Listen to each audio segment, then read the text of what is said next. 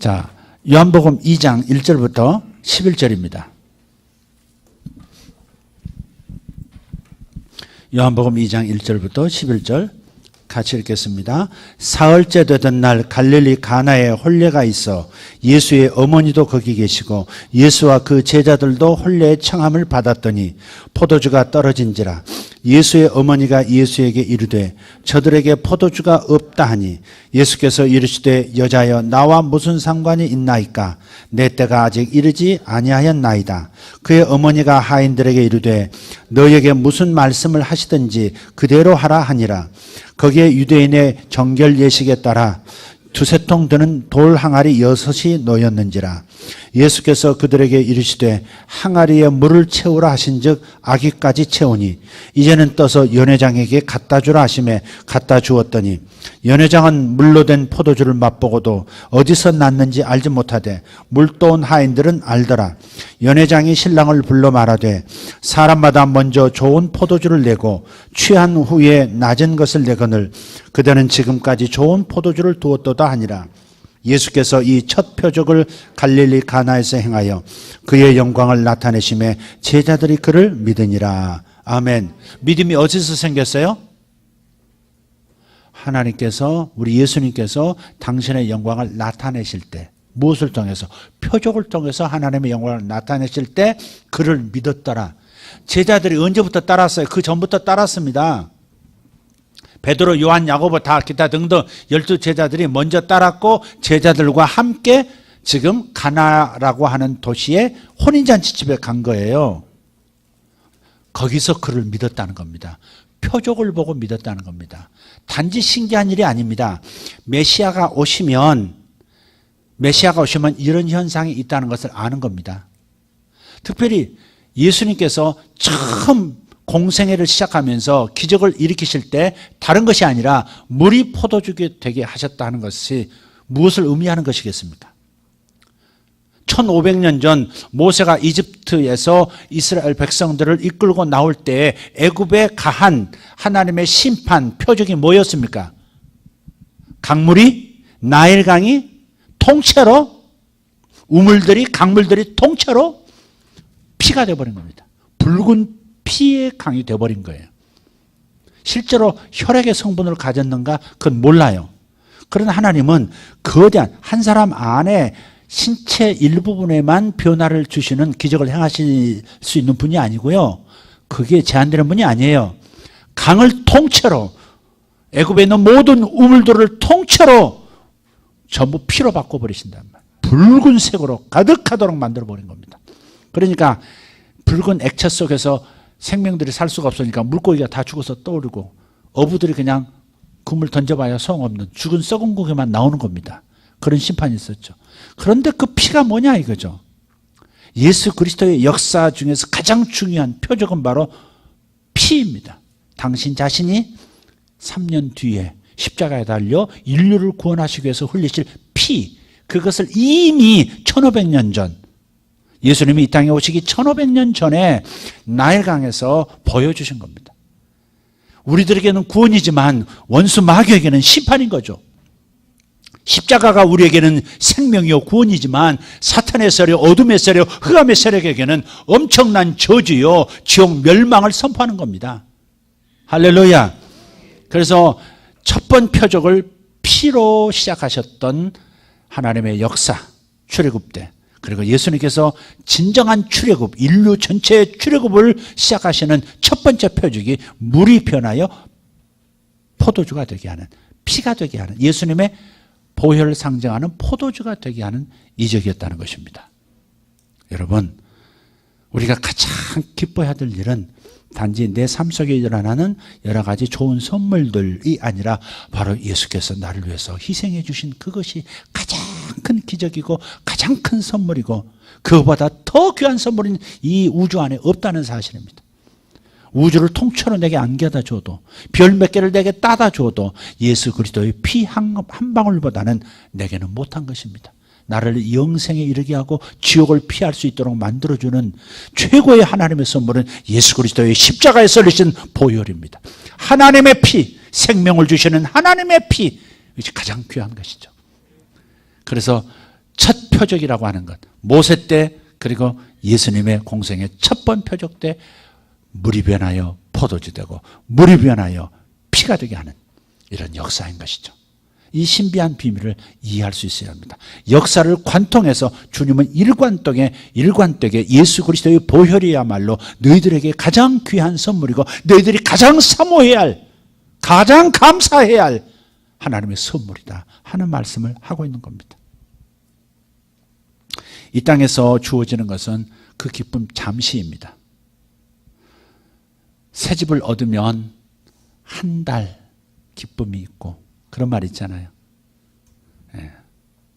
그러나 영원한, 결혼하면 또 얼마 기쁨이 있고 그런 말이 있지만 우리에게 영원한 영원히 목마를 수 없는 기쁨을 주시는 것은 바로 예수 그리스도의 보혈입니다. 할렐루야. 할렐루야. 금으로 변한 것보다 더 귀한 것은 예수님의 보혈이라는 것 꼭 기억합시다. 오늘 말씀의 핵심은 표적을 나타내시니 믿더라 하는 겁니다. 여러분, 표적은 나타내야 합니다. 주님께서 나타내 주시면 여러분도 간증으로 나타내야 합니다. 아멘. 사람들이 그 무슨 소리야, 안 믿어도 진주를 개나 돼지에게 줄 필요는 없지만 그러나 해야 될 때는 하나님이 이렇게도 하시더라. 그런 게 어딨어? 비웃어도 하는 겁니다. 복음은 비웃음을 당하게 되어 있습니다. 멸망당할 자들에게는 하나님의 역사가 조롱거리요, 비웃음의 대상이요, 비난의 대상이 될 수 있습니다. 예수님의 하신 일, 예수님이 나를 위해서 하신 일, 인류를 위해서 하신 일을 증거함에 있어서 비웃음과 조롱과 비난과 비판에 대해서 두려워하면 안 됩니다. 복음은 받아들인 자에게 생명이지만 그렇지 않은 자에게는 헛된 것이고 어리석은 것이 될 수 있습니다. 그러니까 그렇게 아시고 여러분이 환영하는 사람에게만 간증하지 마시고 여러분 받아들이는 사람에게만 복음을 전하고 예수 믿자고 말하지 마시고 모두에게 해야 합니다. 할렐루야. 아무 때나 하라는 말이 아니라 성령의 감동이 있을 때 기꺼이 하실 수 있는 용기 있는 증인들 되기를 축복합니다. 우리들의 정체성, 우리들의 이름을 증인이라고도 얘기합니다. 예수님께서 하늘과 땅의 모든 권세를 내게 주셨으니 너희는 가서 모든 족속을 제자를 삼으라 그랬습니다. 사도행전 1장 8절에는 뭐라 그랬습니까? 예루살렘과 온 유대와 사마리아와 땅끝까지 이르러 내 증인이 되어라. 우리는 주님의 증인입니다.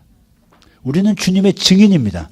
아버지에게 앞서서, 어머니이기에 앞서서, 누구의 딸, 누구의 아들이기에 앞서서, 어떤 회사의 사장이기에 앞서서, 어떤 회사의 직원이기에 앞서서, 나는 학생이라는 신분, 정체성 앞서서 여러분이 가장 중요하게 생각할 것 바로 성전됨, 하나님의 성전됨, 그리고 예수의 증인됨, 이것을 꼭 기억해야 합니다. 여러분 증언가로 살아가셔야 합니다.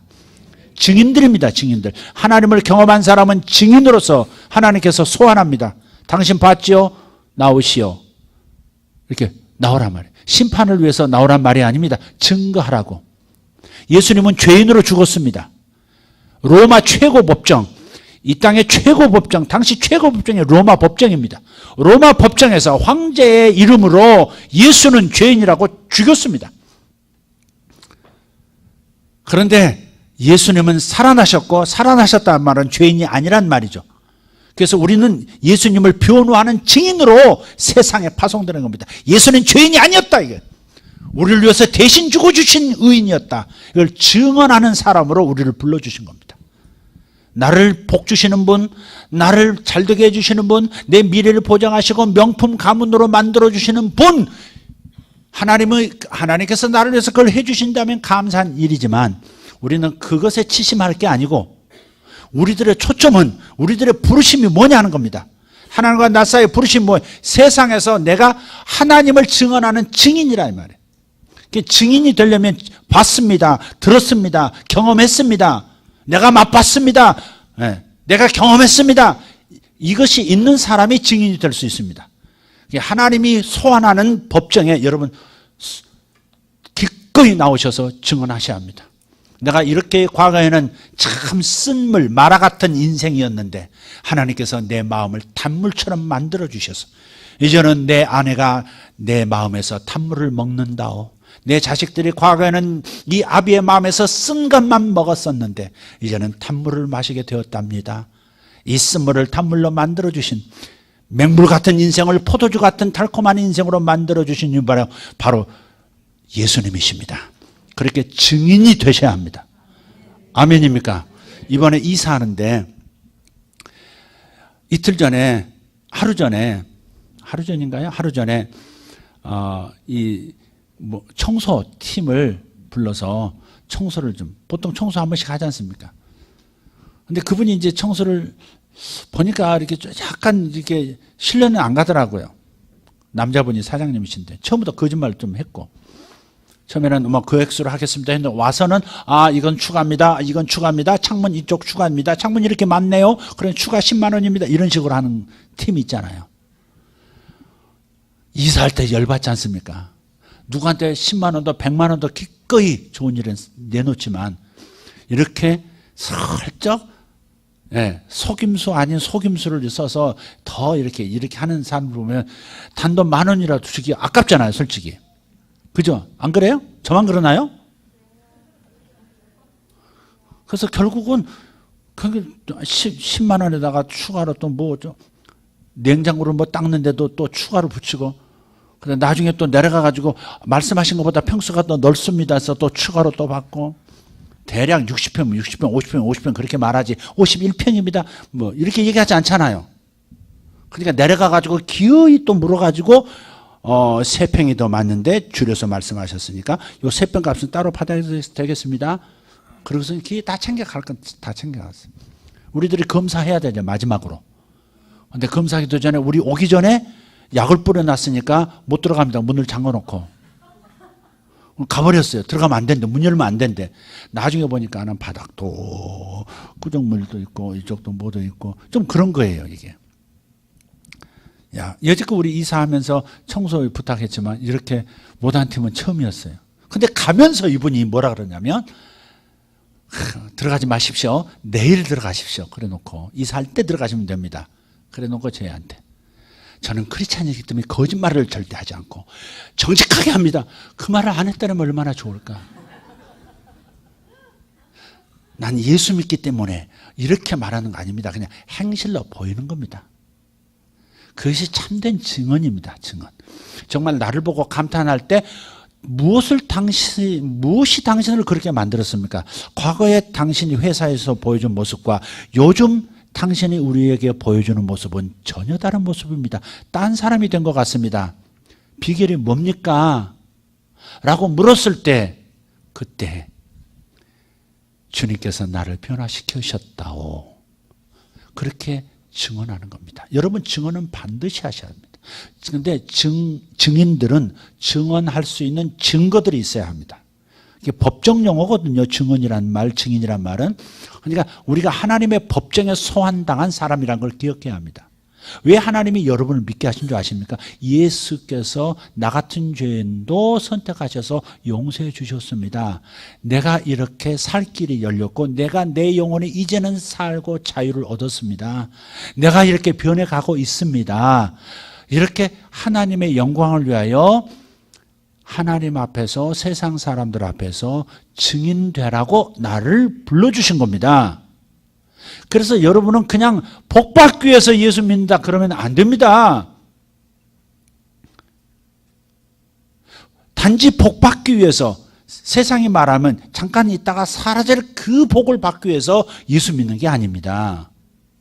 자꾸 보이는 물질과 삶의 수준이라든지 이런 것에 복을 받아야 제대로 믿는 거다, 자꾸 이렇게 나가니까 여러분이 그게 안 되면 속상하고, 그게 안 되면 시험 들고, 그게 안 되면 신앙생활이 무의미해지고, 그러다가 하나님까지 잃어버리는 겁니다. 여러분, 우선순위를 분명히 하셔야 합니다. 진짜 선물은 하나님이 나와 함께 계실 수 있는 용서받은 죄인이라는 사실, 하나님이 나와 함께 해주신다고 하는 이것이 진짜 복이고, 내가 하나님께 가까이 갈 수 있는 존재가 되었다는 겁니다.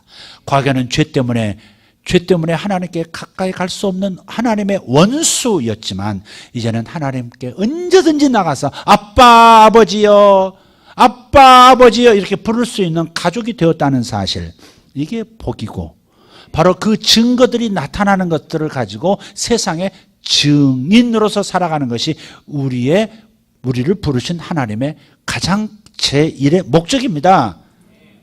그러니까 절대 여러분 중심으로 살면 여러분 가정은 천국이 되질 않습니다. 수평을 복으로 삼으면 수직 하나님과의 관계를 복으로 삼아야지, 하나님이 주신 지엽적인 복을, 지엽적인 선물들을 나의 정체성, 나의 가장 중요한 신앙의 중심축으로 삼으면 그 가정은 천국을 경험할 수 없어요. 지옥과 천국을 왔다 갔다, 냉탕 온탕 왔다 갔다 하는 가정이 됩니다. 오직 하나님 영광입니다. 오직 하나님 함께 하시는 것, 오직 내가 하나님께 함께 할 수 있는 것, 이것이 최고의 복이고, 이것을 목적으로 삼을 때 수많은 가지들이 뻗어나가면서 수많은 선물들, 복들도 오는 겁니다. 가지에 집중하지 마시고 줄기에 집중하시라 이 말. 우리가 해야 할 일은 오직 줄기에 집중하는 겁니다. 그러면 맹물 같은 인생, 포도주 같은 인생 되는 겁니다. 오늘 6개 돌 항아리가 있죠. 원래 그게 뭐냐면 결혼식장이라든지 들어갈 때 손님들이 음식 그냥 먹으면 안 됩니다. 정결 예식으로 법으로 정해놨습니다. 율법은 아니에요. 유대인 장로들, 리더들이 정한 법입니다. 손 씻고 먹어야 된다. 당연히 손 씻고 먹어야죠. 그런데 손 씻고 먹어야 되는 것을 법으로 정하니까 무슨 거룩한 법인 것처럼 성경의 말씀과 혼합돼가지고 하나님의 율법이 그런 이상한 수준까지 떨어진 겁니다. 섞여가지고. 무슨 말인지 아시겠어요? 식사하기 전에 손 씻어야 된다. 당연한 거죠. 당연한 거 무슨 이거 안 씻으면 큰일 나는 것처럼 법도를, 규칙을 만들어 놨다고요. 근데 그 규칙을 하나님의 말씀 수준으로 올려놔 버린 거예요, 같이. 와, 혼잡한 거죠, 이게. 말씀을 혼잡게 한 거라고요. 그냥 손 안 씻고, 아니, 당신은 어떻게 손도 씻지 않고 식사를 하시나이까? 그걸 비난하는 사람도 있었어요. 어떤 사람들이, 바리새인들이 어떻게 손도 안 씻고 법을 어기면서 식사할 수 있느냐? 하나님 앞에 범죄했다. 뭐가 하나님 앞에 범죄한 거예요? 아니죠. 그런 건 없습니다. 그건 율법이 아니고 자기들이 만든 규칙이란 말이에요. 시행 규칙이라고. 그런데 그 손 씻는 더러운 때를 벗겨내는 돌 항아리의 고인 물이었습니다. 근데 거기에 손 씻어 물이잖아요. 거기다가 물을 가득히 더 채우라는 겁니다. 6돌 항아리가 있어요. 6이라는 숫자는 인간을 뜻합니다. 인간. 6은 인간을 말해요. 그러니까 인간을 말하기도 하고 자연스러움, 자연을 말하기도 해요. 그 6이라는 6개의 돌 항아리에 물을 가득하게 한 다음에 그 다음에 그냥 퍼다 주라는 겁니다. 여러분, 변한 다음에 퍼다 주는 게 아닙니다. 변한 다음에 퍼다 주는 게 아닙니다. 믿고 행동하는 겁니다. 그때 기적이 일어나는 겁니다. 그래서 입을 벌려보라 할 때 입을 쭉 벌리는 겁니다. 그냥 거울로 들여다보라, 거울로 들여다보는 겁니다. 지금 나았습니다. 아니 지금 못 느꼈는데, 그러지 말고 움직여 보라는 겁니다. 나아졌는지 변화가 있는지 보라는 겁니다. 그때 행동할 때 그걸 믿음으로 보시는 겁니다. 행함 없는 믿음은 죽은 믿음이라. 죽은 믿음에 무슨 역사가 일어나요? 그냥 행동해 보라 이 말이에요. 못 걷던 사람은 그럼 일어나서 걸어봐라. 그러니까 베드로가 한 번도 안 걸어봤다고 하는 그 안진뱅이 있잖아요. 거지. 미문가에, 성전 미문에 앉았던 거지. 그 사람, 안진뱅이. 그 장애인이 한 번도 일어나 걸어본 적이 없는 사람이기 때문에 일어나 걷는다는 생각을 할 수가 없는 사람입니다. 근데 베드로가 뭐라 그래요? 요한이 뭐라 그래요? 우리에게 은과 금은 없지만 내게 있는 것으로 내게 주노니 곧 나사렛 예수 이름. 예수 이름은 내게 있다. 예수님의 이름을 내게 맡기셨다. 왕의 의인을 내게 맡기셨다. 왕의 의인으로 너는 일어나 걸으라는 도장을 찍어주노니, 창조주의 도장을 내 다리에 찍노니 일어나 걸으라, 그런 거죠. 그런데 말만 하고 끝나지 않았다면 손을 잡고 잡아 끌었단 말이에요. 잡아 끄니까 어떻게 돼요? 저절로 움직이려는 막 오 하면서 일어난 거죠. 오 하늘에 쭉 펴진 겁니다. 이게 오그라져서 단 한 번도 펴본 적도 없고 근육도 없는 그런 상태잖아요. 근데 잡아채면서 그냥 끌려 일어나면서 어때? 그 명령을 들으면서, 왕의 이름 예수 이름을 들으면서, 창조주의 이름을 들으면서 쭉 펴면서 창조 사건이 움직이니까 생겨나 버리는 거예요. 그러니까 절대 가만히 있어서는 안 돼요. 주님 직장을 주세요. 직장을 주세요. 그래서 가만히 있으면 안 돼요. 찾아다니는 거죠. 그냥 찾아다니는 것과 주님께 기도하고 확신 주시는 대로 만나고 찾는 거죠. 그때는 역사가 일어나는 겁니다. 내 힘으로 찾는 것하고 믿음으로 찾는 것은 차이가 있습니다. 믿음으로 찾으면 하나님이 함께 하셔서 찾아지게 만드는 겁니다. 할렐루야. 난 우리 아이들 보면 참 재미있어요. 우리 원상이 축구 선수 된다고 막 독일에 가니 어쩌니 저거 많이 했어요. 근데 별로 감동이 안 되더라고. 원상이한테 미안하고 그 아빠 엄마한테 미안하지만 별로 감동이 사실 안 됐어요. 그런데 결국 얘가 선택한 대학이 이번에 보니까 물리치료, 그러니까 결국 사람의 신체를 다루는 거였죠. 신체를 다루는 거였어요. 그래서 우리 잘 살펴봐야 됩니다. 내가 막 축구를 좋아해서 축구 선수가 되는 거라고 하는 것이 사실은 요 안에서는 하나님께서 다른 자극을 하는 것을 나는 그렇게 느낄 수 있습니다. 사람의 몸을 다루어서 사람을 자유케 만드는 하나님의 도구가 되게 하는 것이 하나님의 뜻인데, 자기는 다리를 많이 쓰고 막 몸을 움직이는 근육을 길러 나가는 그런, 자기가 성공해야 되는 그런 쪽으로 생각을, 비전을 잡을 수 있다는 겁니다. 근데 결국 하나님 인도하시는 거 보면 다른 사람을 치유하고 건강하게 만들어주는 그런 업종에 진짜 자기 소명이 있음을 깨닫고 그런 쪽으로 가서 공부하도록 하는 겁니다. 어떤 사람들은 연예인이 되고 싶어요. 스타가 되고 싶어요. 가수도 되고 싶고 막 이래요. 그런데 사실은 그 밑바닥에는 인기도 얻지만 돈을 많이 벌고 싶은 어떤 갈망, 또 그 많은 돈을 가지고 많은 사람을 돕는 그런 사역으로 부르실 수 있습니다. 그러니까 그것이 자기한테는 어떤 스타가 돼서 돈을 많이 버는 사람, 인기 있는 사람이 되고 싶다고 하는 욕망으로 자기가 해석할 수 있다는 거죠. 근데 하나님의 자극은 그게 아니라 다른 것일 수 있어요. 어쩌면 양기훈, 이번에 양기훈이가 경영학과를 가리라고는 생각을 못했습니다. 어디를 갈까? 사실 아는 모든 교인들이 궁금했습니다. 우리 기훈이가 어느 대학을, 어느 과를 선택해서 갈까? 근데 하나님이 그 여러 개 넣은 것 중에 어쩌면 정확하게 다른 것도 됐지만 경영학과, 그러니까 결국 돈을 벌어야 되는 거지. 돈과 관계 있는 거지, 경영학과. 기훈아 어딨냐? 하나님께 감사해라, 너도. 어? 감사해. 둘이 나란히 앉아. 원상아. 응? 기훈아. 제대로 공부해라, 이제. 어? 하나님이 기회를 주셨으니까. 원상아, 너도 공부하고는 좀 멀었지. 축구하느라고 공부하고 좀 멀었어. 이제는 정말 공부 좀 해야 돼. 외국 같은 데는 중학교, 고등학교까지는 많이 건강을 위해서 많이 운동시킵니다. 많이 압박을 안 해요. 기본 하면 됩니다. 근데 대학 들어가면 그 체력을 쌓은 거 가지고 그야말로 막 정말 살이 쭉쭉 빠지도록 공부. 우리 큰아들도 이번 대학 들어가더니 이건 장난 아니야. 고등학교하고는 달라. 미국은 그렇지 않아. 대학 들어간 다음부터는 살이 쭉 빠져서 왔더라고요. 살이 쭉 빠져 깡말라서 왔더라고요. 그래서 이제 대학 공부를 한 건 그래요. 근데 우리 대학은 거꾸로 고3 때까지는 하루에 3시간 자면 죄책감 느끼는 그런 수준으로 공부시켰다가 대학 가서는 이제 그야말로 자유인 완전 야 마셔라 부어라. 그 다음에 대학은 그냥 학점만 적당히 하면 학점은 그냥 뭐 과락은 안 하니까 가는 겁니다. 절대 그런 거에 말리면 안 됩니다. 우리 다음 주 오후에 장로님께서 좀 학습에 대해서, 독서와 학습에 대해서 좀 말씀을 해줄 겁니다. 정말의 장로님.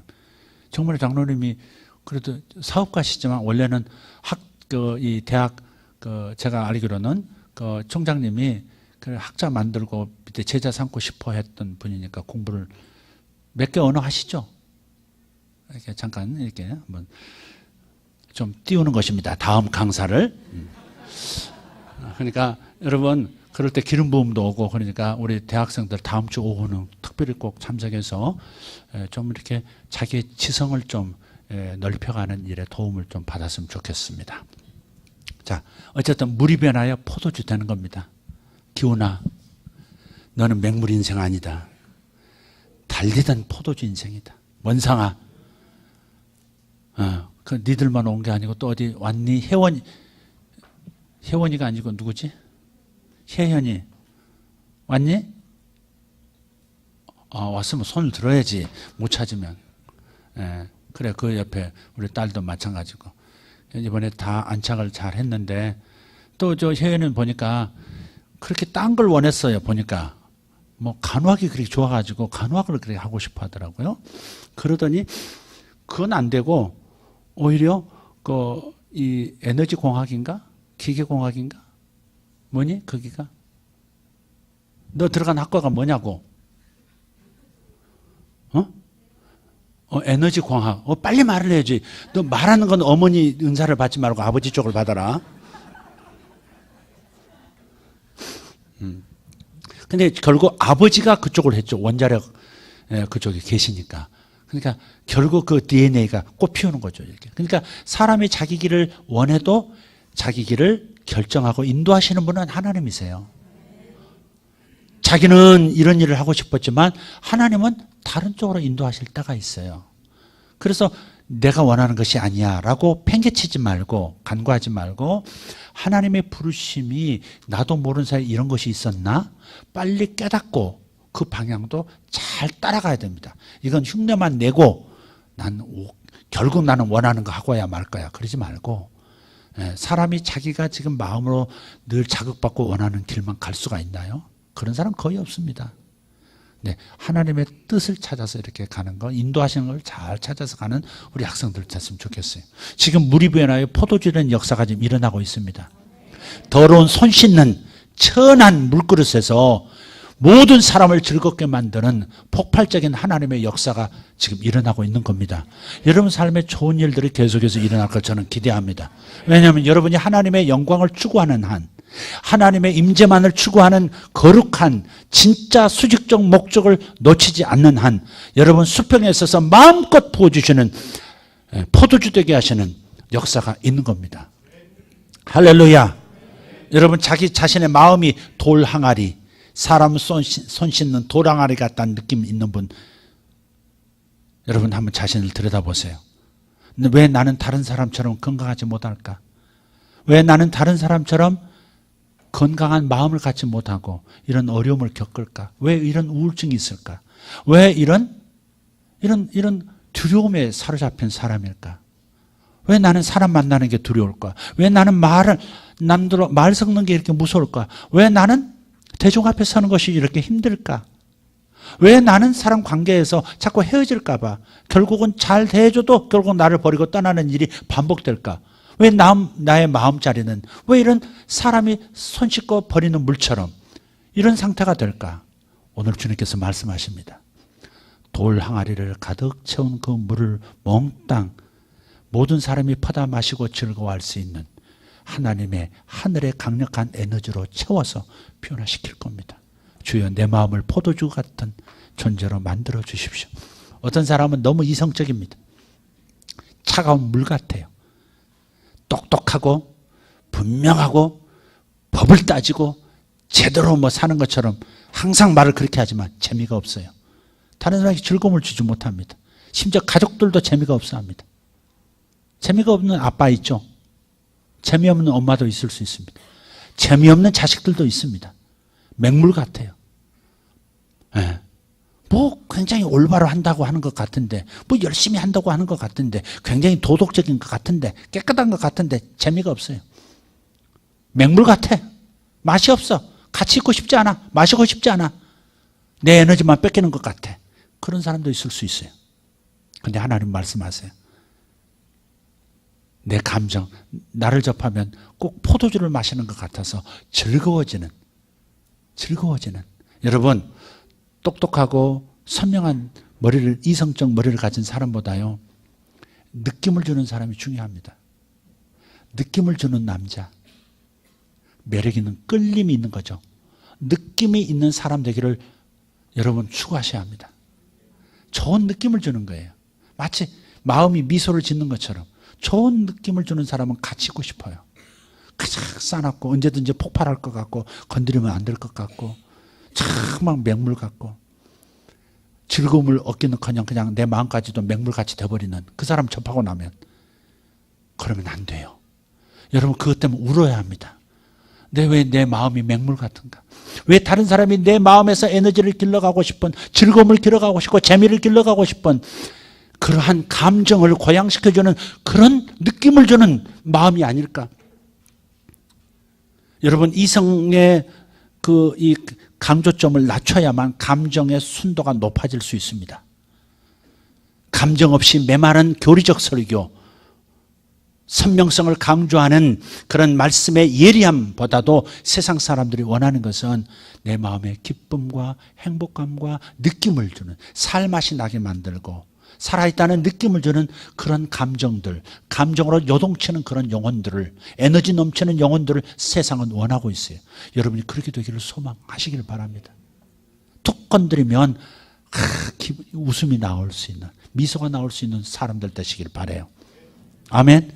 툭 건드리면 언제 사고 날지 몰라서 말 못 거는 그걸 또 본인이 똑똑한 것처럼 착각하고 사는 사람들이 있습니다. 딴 사람 생각하지 마세요. 지금 그 누군가를 지금 생각하지 마시라고 자신을 생각하세요. 자신이 그 대상일 수 있습니다. 우산 쓰고 말씀 듣는 거 아닙니다. 이 말씀의 비는 내 아내가 흠뻑 젖어야 하는데, 이 말씀은 우리 시어머니가 흠뻑 맞으셔야 하는데 하필 오늘 안 오셨다고. 안 됩니다. 안 됩니다. 사실 사람이란 게 저도 마찬가지고요. 자기 객관화가 너무 안 돼 있어요. 굳어져 있다고요. 자기가 얼마나 쓴물을 뿜고 있는지를 잘 모르는 거예요. 자기가 뭘 잘못한 걸 몰라. 왜 썰렁해지지? 이걸 몰라요. 자기 말 때문에 지금 다른 사람이 막 기분 나쁘고 다치고 있는 걸 몰라. 왜? 자기는 쏟아내서 시원해서 그런지 몰라도 몰라요. 그게 자기 객관화가 안 되는 거예요. 여러분 돌항아리에 담긴 더러운 물 같은, 사람이 손 씻고 버린 그 윤례를 행하는 그 물, 이제는 잔치집 같은 인생 되도록 만들어 주실 거예요. 저는 믿습니다. 저는 믿는 게 뭐냐면 절대 하나님은 말씀만 전하게 하고 끝나시지 않는다는 겁니다. 저는 당신의 종을 통해서 선포한 말씀을 이루시는 것을 기뻐하십니다. 그래서 여러분 마음 안에 지금 새로운 변화, 물이 변하여 포도주 되게 하는 맹물 같은 인생의 즐거움의 영으로 가득 찬 존재가 되도록 역사하고 계신다고 믿습니다. 미움과 분노와 원망으로 가득 찬 마음들이 용서와 관대함과 다른 사람을 후대하는 그런 너그러운 마음으로 변하는 역사 있게 하실 것입니다.